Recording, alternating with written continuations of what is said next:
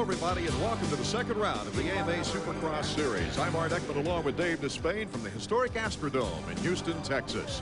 There have been many great teams and outstanding athletes play under this roof, but there's one champion who hasn't won here. And that would be Jeremy McGrath, wouldn't it? Who's had his chances through his reign as 125 and now 250 Supercross champ. I happen to believe in motorsports jinxes. We'll find out in a moment whether Jeremy thinks he's jinxed here in the Dome. I'll say this, after watching the opener at Orlando, this young man who so dominated the series a year ago has lost none of his form during the offseason. He's certainly capable of winning tonight. Also in Orlando, we saw an incredible fast comeback from a young guy on a Kawasaki named Mike LaRocco. If anyone can put the monkey wrench in McGrath's plans, it might be him. Bad start, great finish, kind of the story of LaRocco's life. He passed 3/4 of Team Honda in 3 laps in Orlando. It was a phenomenal charge. Then started reeling in McGrath at the rate of 2 seconds a lap, and Jeremy had lost none of his pace. Couple more laps, and LaRocco would have won that thing. It was just brilliant. And again, here's a guy who clearly can win the race tonight if he can get out of the gate. Motor World 2 host Jerry Bernardo chased down the confident young man with the #1 on his plate and asked him about that so-called Houston jinx. Okay, let's go right to the source, the big guy right here, Jeremy McGrath. Jeremy, at Houston, there's an alleged jinx going off. You've never won here, even like on 125s. Tell me how you feel about tonight's race. I think tonight I'm going to change that. You know, every time I've been here, I've been riding a 125 West Coast warm-up race, and, you know, I got to admit, I've been a little bit nervous, so I think tonight will be a little bit different. Okay, you've looked at the track. Does it look good? You think you go out there and smoke the guys, or what? Well, the track's a lot like the one I practice on, and hopefully, you know, the guys have been working hard putting a good track together, so I think the racing will be great. Okay, that sounds like this kid's got some serious confidence going down. Let's go back up to Art and Dave in the booth. Well, Dave, will Jeremy dominate again, or who's going to step up to the challenge? We'll find out with the heat races coming up soon.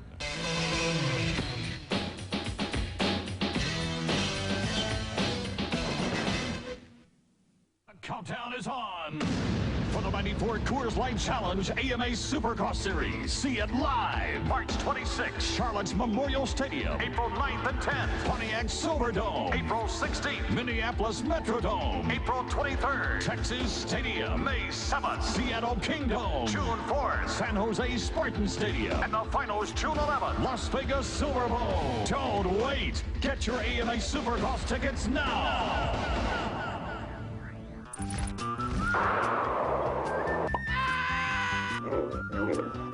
If you really want to travel for less, bum a ride to Suzuki's Truly Moving Dealing Days, where you can get a great new Suzuki motorcycle for 0 down or low down with low monthly payments. So get to your Suzuki dealer any way you can. So that our trademark designer faucets last just as long as you want them to, we at Sterling put them through a battery of tests before they ever go out the door. This machine, for instance, will do 10 years of spout swings in a mere 48 hours. However, since we have only 30 seconds, we can just show you 2 days' worth. To see the full 10 years of spout swings, you'll just have to take one home. This is Sam Davis, Vice Chairman for Sterling. Thank you. People ask me to endorse the strangest things. A green recliner? Not much of a sitter. I like going fast. 68 Shelby, and there's only about 300 and some odd made. This car rips. Pure oil now. Keeping them up's half the fun. They all get Pure Later filters. Pure oil later. I snag them from the track. Legends live. Pure Later. Pure Later.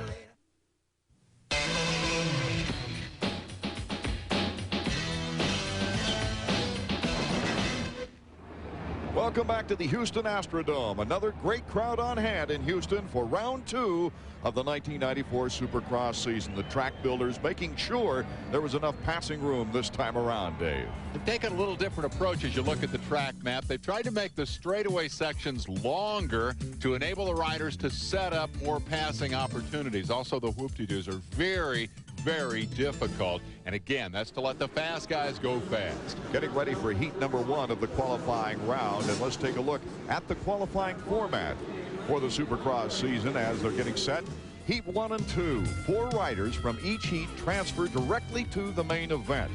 Then we have the semis for those that didn't make it to the main. Last chance, top 2 riders transferring to the main event. Then 20 riders will be blasting off the gate, headed for that first turn, and hopefully victory here in the second round of the Supercross this season. Well, we're getting set now for the highlights of our qualifying action. This is heat number 1, which has several outstanding riders trying to go directly to the main. Everybody wants the direct transfer out of the heat race. It improves your starting position for the semi. Watch what happens in the rush to turn 1. That's Craig going to the outside on the first turn, forcing his teammate Emig off the track. Kyle Lewis went down. Also, Matasevich was mixed up in that fray. Kevin Krein also involved. We'll take another look. That's Emig up on the outside. Craig uses all of the racetrack. Emig has nowhere to go and plows through the hay bales. I would say Emig was in the wrong spot at the right time. Number 5, Jeff Stanton, got through the melee along with Mike LaRocco, number 7, as they take the lead. That's Craig in 3rd place in our highlights. Craig got the great start, then surrendered it to Stanton, who looks inspired. Here's the race for 4th and 5th, and number 23, Jeremy Buell, goes down. Cliff Palmer right behind him, runs into him and tips over as well. They battle back for transfer positions. Meanwhile, out in front is Jeff Stanton having a big fight with Mike LaRocco. LaRocco with great quickness, as he showed us in the first race, coming back in Orlando to challenge Jeremy McGrath for the lead. And that was just the start of the problems for Jeff Stanton. Trying to get back around LaRocco, he crashed, and I mean crashed hard. Saw stars, rang his bell, got back on the motorcycle and managed a 3rd, but he's a wobbly boy, as you can see.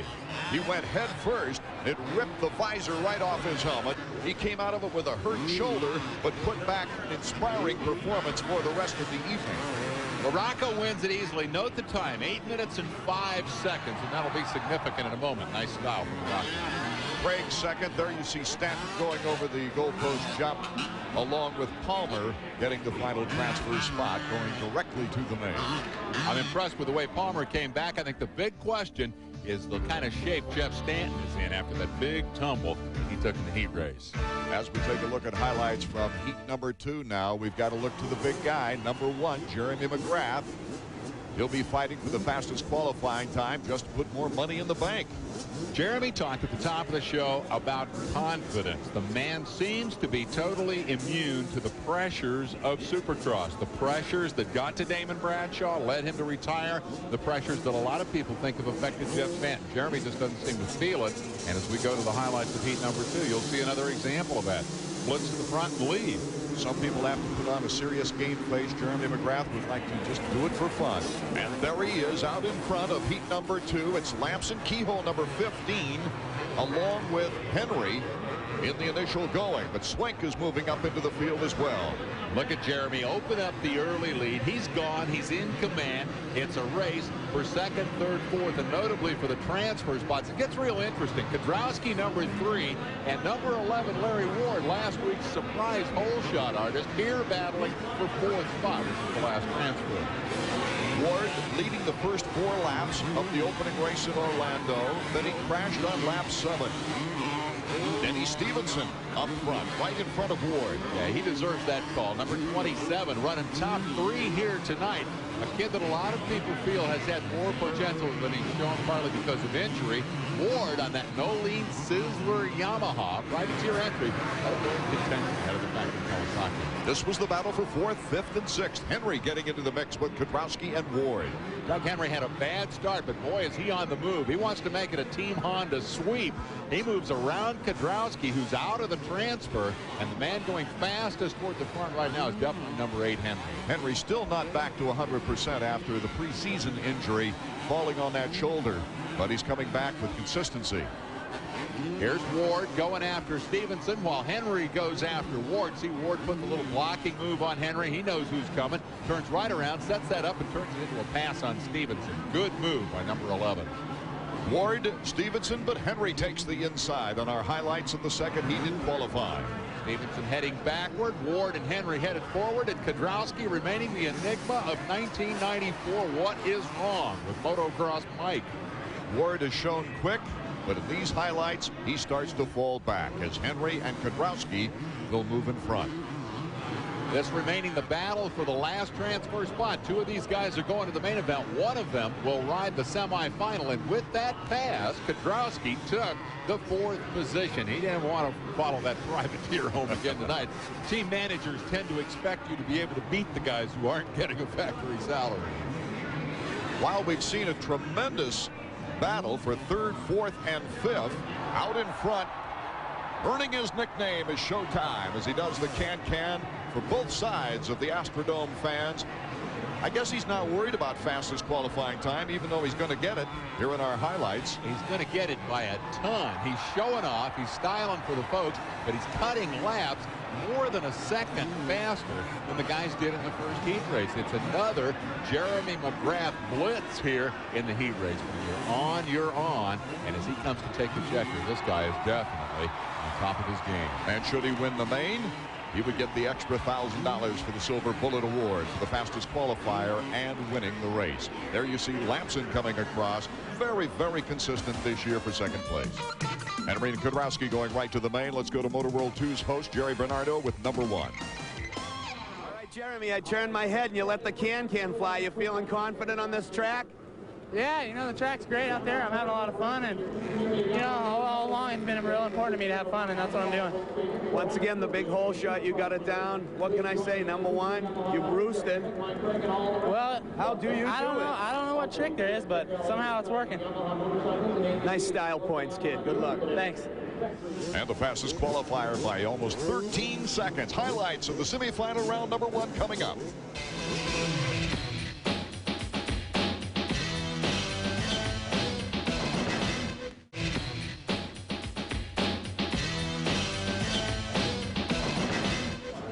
Welcome back to the Astrodome for the highlights of our semifinal round number 1.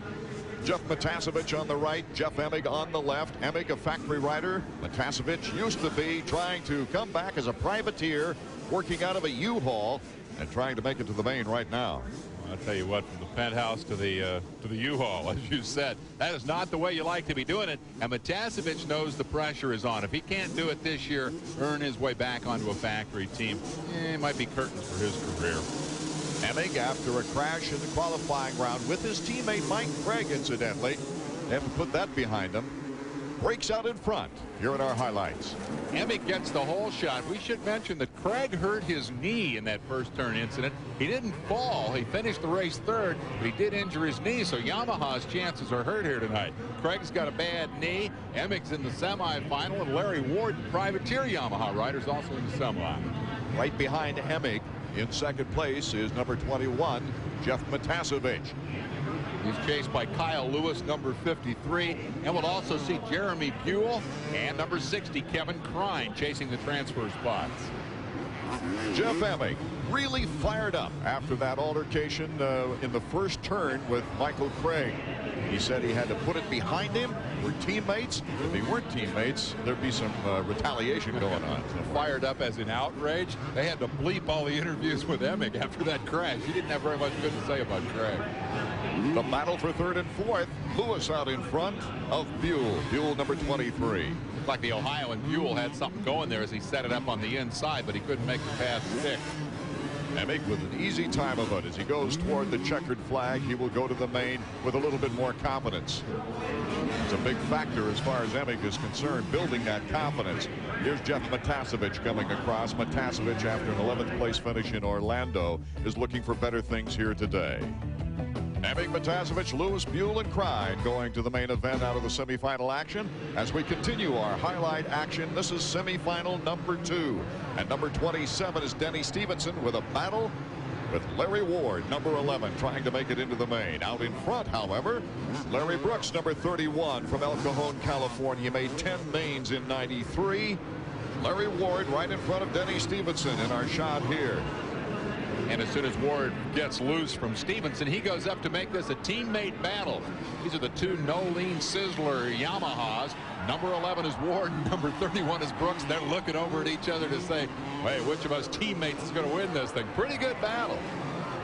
Brooks on the left, Larry Ward on the right.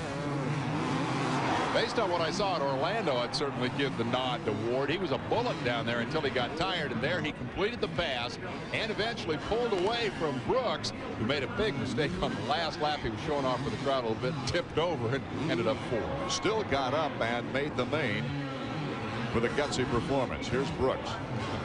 A little bit embarrassed, I think, as he turns to take the checkered flag. But you're right. The key is to put her in the feature, and that's exactly what he's done. Larry Ward, Denny Stevenson, Kehoe, Brooks, and Swink now to the main out of semi number 2. All right, Larry, you were chasing your teammate, Larry Brooks. You guys put on a good show. I like the little look side to side over the jumps. How'd that feel? Felt real good. You know, Larry and I trained together all week and just went out there and had fun. Got into the main event and looking for great things tonight. Sounding pretty confident. Did you know you could get by him? I thought I could. Larry's a real good rider. He got an awesome start. Nolan Yamahas are fast. I whole shot last week. He's whole shot tonight. So I'm just happy to be on this Yamaha and hope things get better every weekend. Good luck, Mr. Ward. Thank you. The last chance qualifiers out of the Houston Astrodome making their first mains of the young season. Boyson and Downs.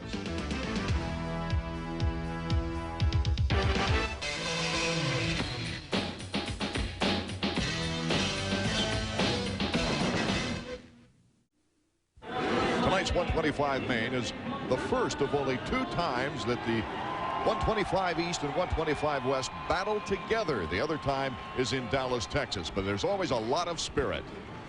Well, on the West Coast, you know, we have a couple of fast guys. We have Huffman and Decker, and both the teammates of mine is Gonzalez and Dobbs. So, you know, some good guys there. And in the East Coast, there's some good guys there. So when we all match them together, everybody wants to show who's the best and who's the fastest. So, you know, it's going to be a good race tonight. And I think, you know, we got some good riders on the West, and I think we might be able to, you know, show them that we're a little bit faster. Well, I'm really looking forward to it, and it's finally here now. I had a lot of time off, but now I'm ready physically and mentally, and Suzuki's, I think they're more ready than ever, and they made a lot of changes, and I think it's going to work out for the best part. Yeah, this year I feel a lot better than last year. I have a good team right now, my split fire team. The bike is great, and I feel much better than last year. I think this year will become a good year for me. Getting set now at the line, and the 2 favorites from the East, Ezra Lusk. From the Western Division, number 20, Damon Huffman. And they've each won a heat race to set up this main event showdown. This ought to be a terrific race. Number 17, Lusk, has one advantage, and that is that the Eastern Region racers ran last week at Orlando. He's got a race under his belt, and he won it handily, and that's probably a big advantage coming here to round 2. Surrounded by Pedro Gonzalez, number 86 on the right, and number 22, Ryan Hughes. Both outstanding riders out of the Western Division. And it's Ezra Lusk. Lusk gets the whole shot. Great start for Ezra. Damon Huffman jumps right in behind him in second spot, and the battle is on. East versus West. Love it. It's Metzger, Pedersen, Button, and Ferry in that order behind the leaders. Metzger made 3 mains in '93, 1 top 10 finish. It's out of Quail Valley, California, on a Yamaha. Here comes the Army behind as the 2 Suzukis out front try to break away and make it a 2-man race.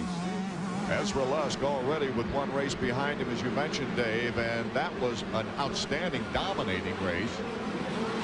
Huffman wants him. See, Huffman's moving off the line. He's trying to find a way around Ezra Lusk. He's not going to sit back there and follow him.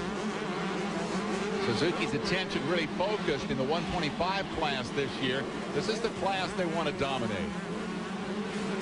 Here's the battle for 4th and 5th. Jimmy Button, number 34, and Ferry, number 28. Both fared well in the opening race of the season. Jimmy Button, a real surprise, taking 2nd place behind Ezra Lusk. Button's crew signaling you can do it. That's half the battle in Supercross. Believing in yourself, thinking that you can go to the front. Button did it last week. He passed a lot of people and reached 2nd place. The two veterans out in front. Lusk, a disappointing season last year, finishing third in his division, while Huffman came on strong, winning late in the season. Here's the battle for third. Metzger 85 and Ferry and Button both pass him. It's a Metzger sandwich, and Pedersen comes with him, and that means Metzger went from third to seventh in the length of one straightaway. Have a nice day. It sets up another rivalry between Button and Ferry, who finished second and third to Lusk in their last race. Ferry, former Rookie of the Year. Boy, he brought the Orlando fans alive with a dominating heat win in that first race of the season. Got the inside, going to make it work. Great block pass. Here comes Button right back, trying to maintain the momentum. I'll give Ferry the spot with an excellent pass. Lusk number one, Huffman number two. Huffman into the hay bale. You know what happened there? Huffman broke the cardinal rule. Don't watch the guy in front of you when he's in trouble. Look at Lusk. He almost crashes. Huffman mimics him, duplicates it, loses it, and jams it in the bales. He loses 2 spots in the process. Bad move for Huffman. Ferry and Button able to take advantage of that, along with Chad Pedersen as well. There's Ferry and Button. It's going to be a good race the way it's shaping up. Button trying to retaliate after Ferry passed him. He's going to try to go up a different line through the whoop-de-doos, and he gets her a little out of shape there. It's rougher over toward the bales, and he can't make the pass. Ferry with the edge on Jimmy Button, but Button straightened up. Ferry moving over to Honda this year. Button sticking with Suzuki. See Ferry look back over his shoulder. You don't want to be doing that. Button just pounced on him, jumped right past him. Ferry's thinking the wrong way. He's thinking rear view mirrors. Button's going to the front. Lusk, Button, and Ferry will be back in a moment. Welcome back to the 125 main from the Houston Astrodome. Ezra Lusk way out in front, dominating this race right now, as in the number 2 position is Jimmy Button, a teammate with Suzuki. Let's give a call to number 22, Ryan Rhino Hughes has moved up to 4th now, and he's the man charging. He's around Ferry, and that's going to give him 3rd spot. He's headed for the front. Hughes injured most of last year with great potential, expected to really challenge number 20 right there, Damon Huffman, for the 125 Western Crown. Huffman's got to really settle down here and try to make a comeback. Great inside move by Damon Huffman. He's got his sights on Ryan Hughes right now. Trying to follow Hughes because Hughes, I think, is the fastest man on the racetrack. Huffman wants to stay with him until this thing sorts out a little bit. Huffman recovering after that crash. Ferry's the one who's backing up. Ferry starting to come up on Damon Huffman right now. Hughes and Huffman in the whoops. Ooh, he made that work. Nice move. Yeah, right where Button tried and failed, and look at Rhino come right back underneath him. Good block pass. Ryan Hughes had a great preseason. He's tuned and ready, and he's with a great team. That's that split fire Kawasaki effort. He's without one of his teammates, James Dobbs, the Englishman, sidelined after the heat race. He had a crash, hurt his shoulder a little bit. Says he'll be back next week for Anaheim. Good performance by Hughes, who got out of the gate in 7th spot, but Damon Huffman now starting to put the heat, as well as Ferry. That's going to be something to watch the entire race. I don't think Ferry's going to maintain the pace. There's nothing wrong here. He's going the wrong direction, but these guys are working very well. They're not getting in each other's way. They've swapped positions a couple of times, but they haven't slowed each other down. Will they catch Lusk? I think that's a long shot. It will almost take a mistake by Ezra Lusk to lose this race right now. He proved very competent in the first race of the season, leading from gate to flag, dominating in that 125 Eastern opener. A lot of bragging rights at stake here with that east-west thing that these guys talked about at the top of the race. Everybody wants to believe that their region of the country produces the best riders. The Californians have always had a kind of hotbed of motocross out there, and a lot of the especially young factory stars tend to come from there. These two guys clearly an example, 22 Ryan Hughes and number 20 Damon Huffman. Ezra Lusk riding with a lot more confidence this year. Can he go gate to flag once again in the 2nd straight race? As we look back at the battle between 3rd and 4th, nice pass by Damon Huffman, but the inside track by Ryan Hughes. That time Hughes took his line away. Huffman knew where he wanted to go, but Hughes was right there. Hangs to the inside and says eventually the track's going to come to me. Huffman again not able to complete the pass because Ryan's in the right spot at the right time. Good positioning by Ryan Hughes.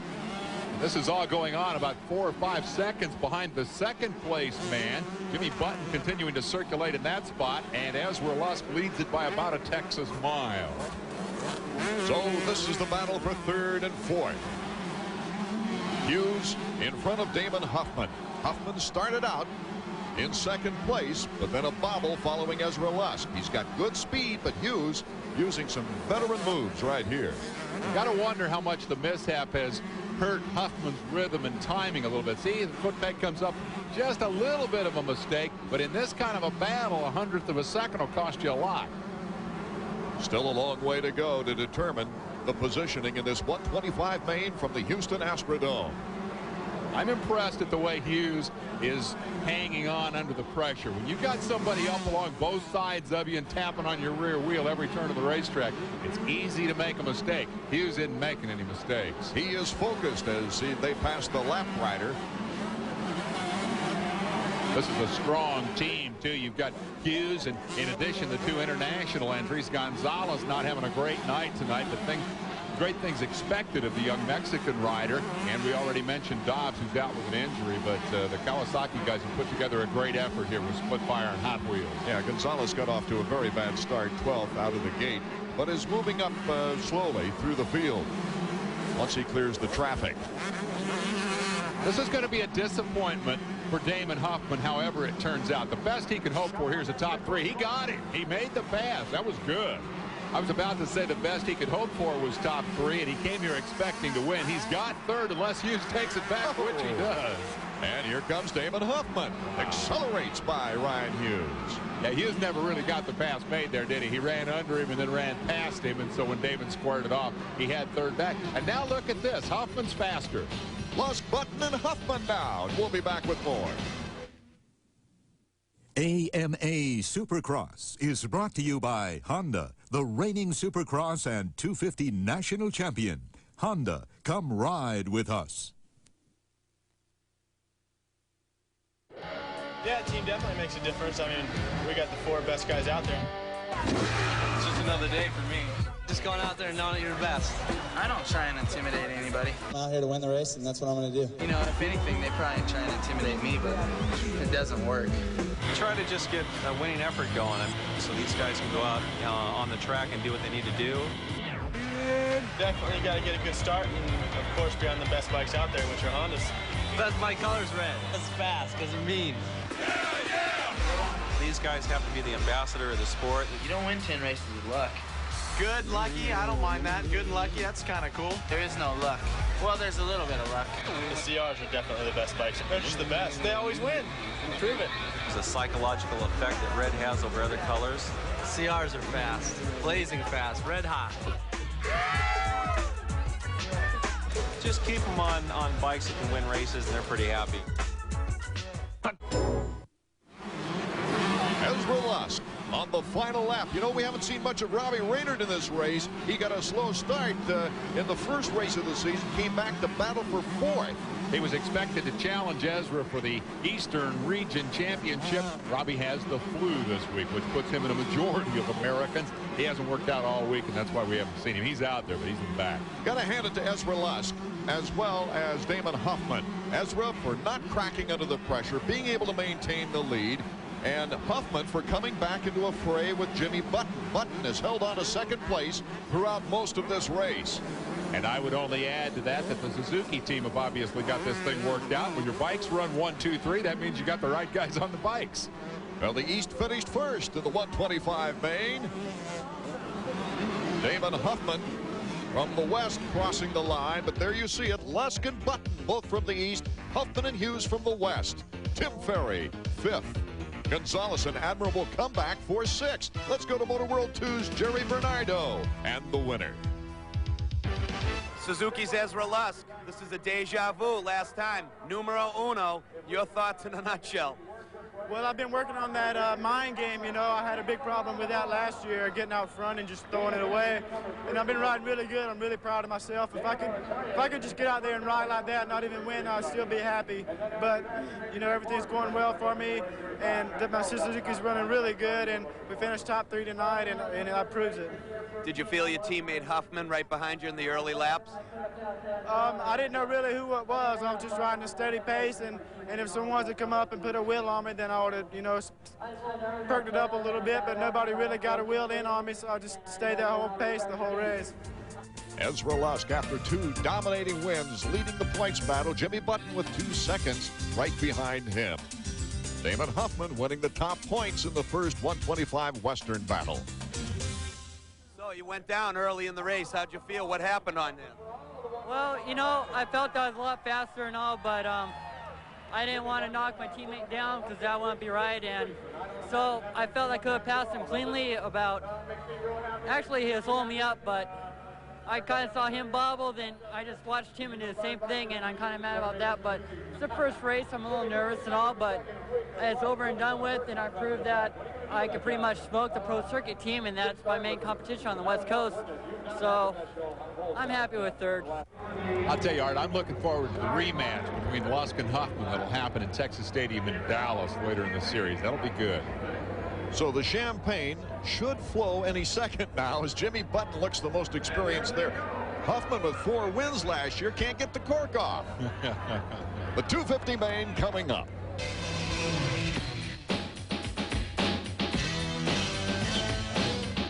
Set for the 250 main. Supercross action at its best. Which riders will step up? Will Jeremy McGrath dominate once again? There's 2 Kawasaki's hoping he doesn't. You know, one race doesn't make a season, Art, but the race we saw last week at Orlando was so similar to all of last season. It's just really hard not to believe that McGrath's going to leave these guys racing for 2nd place. He is the whole shot artist. And of course, Dave, the big question, will Jeremy McGrath get the whole shot and or somewhere up near the lead? No, he won't. No, he's back in the pack. It's Emick with the whole shot. Craig and Larry Ward on the inside. All Yamahas up front by my count. Number 1, Jeremy McGrath, is 15th, and Mike LaRocco is back there with him. Number 10, yellow bike, Brian Swink. Then it's Lamson, Henry right there. Nice move by Ward to get around Emick. Craig trails. Look at the Yamaha battle. Boy, are they pumped about this. Again, Craig and Emick almost tangle as Larry Ward, the privateer, leads the best of the Supercross world, and McGrath will have to play a huge game of catch-up. Larry Ward leading the first race of the season for 4 laps before slipping back and then crashing on the 7th lap. Does he have the physical conditioning to keep a lead? But Craig in 2nd place. Here's Kudrowski. McGrath looking for a pass on Kudrowski. Unbelievable to see Jeremy this far behind. It brings back memories of old Charlotte, I guess, a year ago when he proved he could come through the traffic. See him look over his shoulder at Kudrowski, who can't buy a start, and they clawed up with Jeff Matasevich. McGrath starting out of the gate about 10th. And he catches Henry right here. Gets by his teammate in a hurry. I'm looking for LaRocco, who was 1 bike behind McGrath on the first lap, but now seems to have said, you got just a glimpse of him there. He's a couple of positions behind McGrath. Big triple, he's moving. Should Jeremy McGrath come all the way back to lead this race, it would remind me of a 125 race in San Jose, which was probably his greatest comeback. He ran right into Brian Swink. He knocks him off. He hit him. He knocked him off. Jeremy was committed to the corner. He triple jumped into this thing. I think he thought Swink was going to go a little wide. He tripled in underneath him. There was no way he could stop it. He just punted Brian Swink. Swink's not going to forget that if he ever runs with McGrath once again. He might be looking over his shoulder to see if Jeremy's flying by. Look at the pass on Jeff Stanton. McGrath went by Stanton like a bullet. Stanton's still a little dingy from that heat race crash. He's not in it for the moment. Here's the guy who's got the clear sailing out front. Larry Ward disheartened with the last race and the crash. Really pinpointed and focused toward this one. Building his confidence all the way. Confidence is one thing. The way he faded at Orlando, I think you still have to question his physical ability. McGrath looking ahead to teammate Steve Lamson. Lamson 5th in the opening race of the season, but he got a much better start in this race. The knock on Jeremy has always been, yeah, but he doesn't have to pass anybody because he always gets the hole shot. Tonight he didn't get the hole shot. On the racetrack where he has never won, McGrath faces the biggest challenge of his Supercross career. He has passed about half the field. Lamson on the inside, McGrath edging out in front, and he gets the line he wants. Gave his teammate a little more room than he gave Brian Swink, didn't he? McGrath is now in 4th. He went from 10th to 6th in 1 lap. He has passed 9 riders so far to get where he is right now, Dave. He's passed all of his teammates, too, hasn't he? He's passed Team Honda. Now he's got all the Yamahas to worry about. All Yamahas left in front of him as Lamson is in danger here of falling into the clutches of Doug Henry. That Honda team is so competitive, but I wonder if it's going to be as easy to get through the Yamahas. Well, they're certainly not going to give him any room. Jeremy McGrath turning in an incredible 3 or 4 lap charge here, has caught Michael Craig riding, as we said, with a hurt knee after that tangle with Emig in the heat race. So he may be easy pickings for McGrath. McGrath trying to reel him in right now, picks up the slack before getting into the bumps. Emig's right there in front of him. What an incredible charge by Jeremy. None of the 3 guys in front of him has ever won a Supercross race. We're not anywhere near halfway through. I think the Jinx is in big trouble. Jeremy setting Michael Craig up right now. The crowd's going wild. He looks back at Michael Craig. Makes it look so easy. Craig had the inside and couldn't hold on to the spot. I mean, Michael Craig had that corner covered, and Jeremy McGrath just rode around the outside of it. Ward, Emig, McGrath on the come. We'll be back. Welcome back as Jeremy McGrath in the 250 main. Looking at Emig, cuts to the inside on Jeff Emig. Emig, though, not willing to give up that spot too readily. A little bad blood between those two. They had a disagreement over a girlfriend a while back that still sits there in the background. Whenever these two get together, you wait for the sparks to fly. They don't make many bones about the fact that they don't like each other. Emig and McGrath. McGrath has done a wonderful job weeding up through the field after starting out at about 10th. I made a brief reference earlier about a race in San Jose 2 years ago when he was last in 125 action and in only 15 laps went through the entire field for the victory.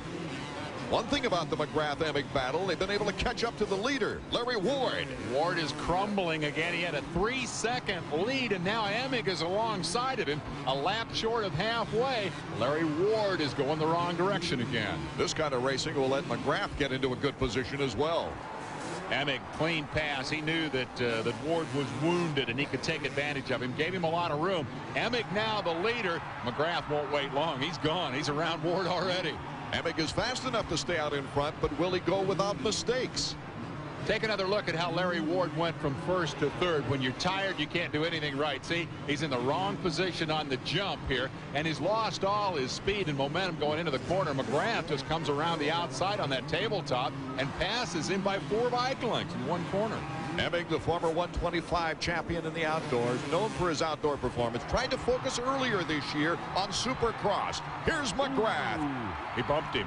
He chopped in front of him with the block pass, hit Emig's front wheel. That will add to the enmity between these two, I'm sure. But McGrath has gone from 13th to 1st. Incredible. And here we've got the battle with LaRocco on the move from behind. He's taking on Michael Craig as he jumps through.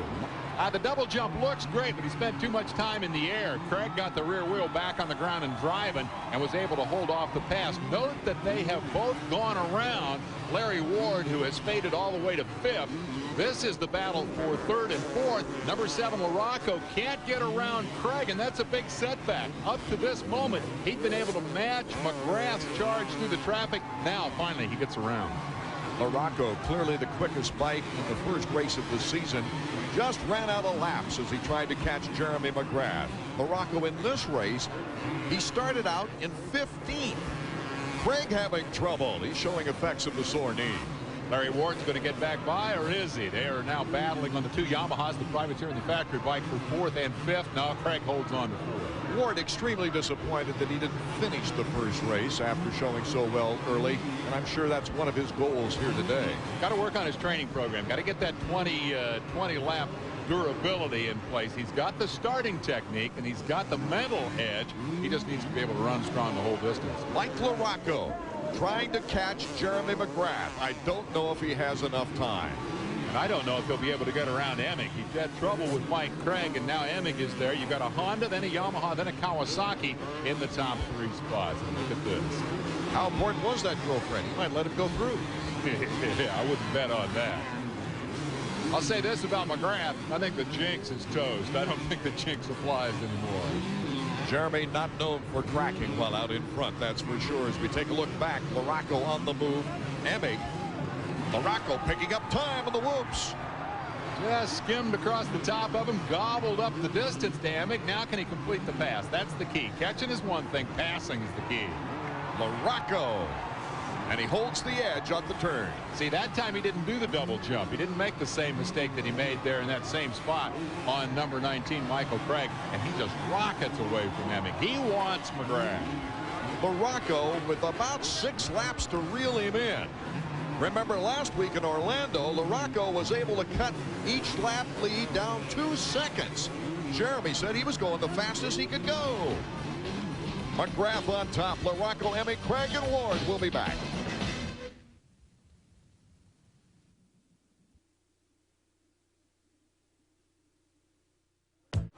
Welcome back to the Astrodome. 250 Supercross. Mike LaRocco in second place, trying to catch up with Jeremy McGrath. You see Jeremy right in front of him now. Another great come from behind by Mike LaRocco. Great come from behind by both these guys. They had to come through a lot of traffic to get to the front. McGrath, by my count, was 13th through the first turn, and LaRocco was 15th. The difference is McGrath got through the Yamahas more quickly than LaRocco, so Mike had to do a bunch of catching up here in the last couple of laps. He's caught him. Can he pass him? That's a little bit more of a challenge. LaRocco not quite as smooth since he's caught up with McGrath. You see Skip Norfolk there, the mechanic for McGrath, giving him encouragement. 3 laps and corners. That was the 2 bits of information. Work on your corner speed. That's where you're going to beat LaRocco. More importantly, that's how you're going to keep LaRocco behind. Well, it looks like McGrath is starting to step it up a bit, too. And that's what he didn't do at Orlando. At Orlando, he said he was running as fast as he could go, and LaRocco ran him down from a couple of seconds back. This time, you're exactly right. He's up in the pace to match LaRocco, and that's going to be disappointing for Mike. What an incredible 250 career for the guy out in front, Jeremy McGrath, who last year as a rookie broke the record with 10 victories in a single season. Said going into this year, if anyone's going to break the record, it's going to be me. Wants to break his own record this year. He has a good shot here tonight at breaking this Houston jinx. I want to make another point about Houston. We talked about the fact that Jeremy's never won here. In 1978, Bob Hanna had never won here. He won the Houston Supercross. He went on and won 4 in a row. 1981, Mark Barnett had never won here. Won the Houston Supercross, went on and won 4 in a row. 1985, Jeff Ward had never won here. Won the Houston Supercross, you guessed it, went on and won 4 in a row. What do you think's going to happen if Jeremy McGrath wins tonight? If you wonder what happened to Mike Kudrowski, he's almost taken himself out of the points chase. He started in 9th. He dropped to last on the 4th lap after going down, and he's currently in 15th spot. A disastrous season for Mike Kudrowski, and all of the hopes of Kawasaki now rest with this man, Mike LaRocco, whose speed does not seem to be equal to the task here tonight. If you had shown me this piece of tape a week ago at Orlando, I would have said no chance for McGrath. LaRocco will just blow right by him, but that hasn't happened here tonight as Jeremy has risen to the occasion. Dave, Jeremy told me before this race got underway that the reason he likes the track is it's very similar to his practice track, right outside his back door. But I can't imagine him being uncomfortable with any kind of track right now. not the way he rides. But to be quick, you have to be comfortable. And if he is feeling at home on the racetrack, that would account for the difference in his performance this week compared with last week. Also, I don't think LaRocco's as sharp as he was last week. Stanton continues to suffer. He's back in 5th spot and has not been himself since the crash in the heat race. Jeremy McGrath, a comfortable lead when it comes to Mike LaRocco. LaRocco was unable to do tonight what he thinks he has to do to beat Jeremy. His belief is that the only way to beat Jeremy McGrath is to beat him to the first turn, and he couldn't do that tonight. Looking at the final lap, Steve Lamson currently in 6th place. Lamson has been invaluable to the Honda team as far as testing is concerned. Probably a little frustrated. He thought he might be better than that here tonight, but McGrath has dazzled everybody with the charge through traffic. Last week at Orlando, Jeremy's 11th career win tied him with the 1980 champ Mike Bell. If he wins tonight, he's tied with David Bailey, the 83 champion, at 12 victories. About this time last week, we were holding our breath as LaRocco made his charge on McGrath. Not the situation here today. He's close, but I just find it hard to believe that he's going to get around. That's going to take a last lap miracle. McGrath is going to finally win his first Huston Supercross. And goes 2 in a row on the season. And is going to lap the 12th place man, his teammate number 8, Doug Henry, in the process. Henry was as high as 5th, but he's suffered from lack of practice time as well, as we see the checker flag come out. Win number 2 in 2 events for Jeremy McGrath. Mike LaRocco comes in 2nd. A distant 3rd, Jeff Emig. In my opinion, Art, the best career performance ever for Jeremy McGrath. Yeah, from last to first in that San Jose 125 race was terrific, but that's 125s. This is a different class of people. When you can go from 15th to 1st against these guys, you are the undisputed champion of the Supercross world. He started the charge going through his own teammates, Stanton, Henry, Lamson, and then took on a crew of Yamahas. And in the end, had to hold back a rampaging Kawasaki Mike LaRocco. Emig, Craig, and Stanton rounding out the top 5.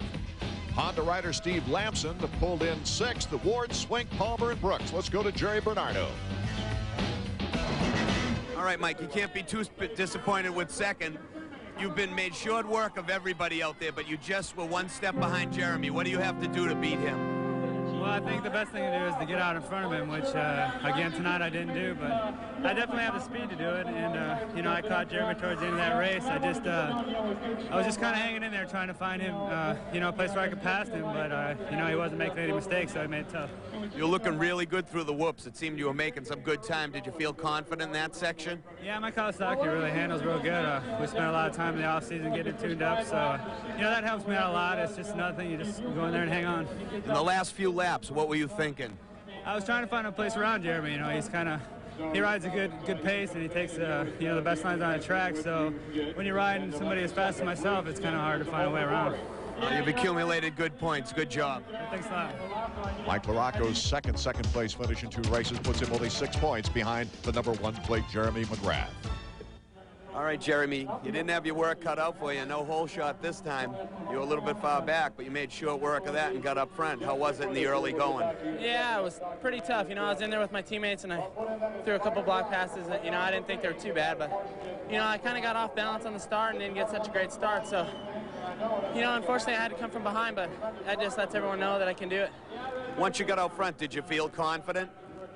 Well, I felt confident for a while. Then I seen Mike coming on strong, so then I had to pick up the pace again. And, you know, I think that's the toughest race I've ever had to race. And the last 6 laps were pretty tough. Jeremy says it's tough. You know we've had a great race, Dave. Tell you what, Art, this is a disaster for all Jeremy's challengers who've been able to kid themselves. If he ever gets a bad start, we can beat him. Now they know that's not true. Art Ekman for Dave Despain and Jerry Bernardo saying we'll see you next week from Anaheim, California.